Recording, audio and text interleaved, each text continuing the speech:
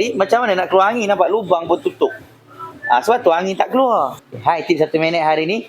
Okey, hari ni kita ada satu kes produk Azia ni apa jadi? Dia datang kat jumpa kami, dia mengadu. Dia mengadu angin tu tak keluar. Aircon dia tu, blower tu, angin tu slow. Padahal dah buka kuat dah. Dalam dia tu bunyi, dalam dashboard bunyi kuat je. So, kita dah buka dashboard dia, kita bawa keluar. Ni, cooling coil dia ni. Nampak? Apa jadi kat cooling coil dia ni? Nampak saya cabut ni. Inilah habuk-habuk debu-debu yang berkumpul dalam dia dekat cooling coil ni. Jadi, macam mana nak keluar angin, nampak lubang pun tutup. Sebab tu angin tak keluar. Nampak? Inilah punca dia. Sebab tu saya selalu pesan, cabin filter tu tolong ya jaga.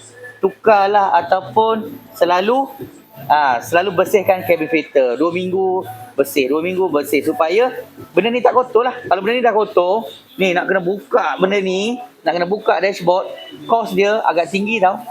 Jadi, benda ni kita dah buka, Lala dah buka, nanti kita akan buat pressure test, kita tengok ada bocor tak ada bocor.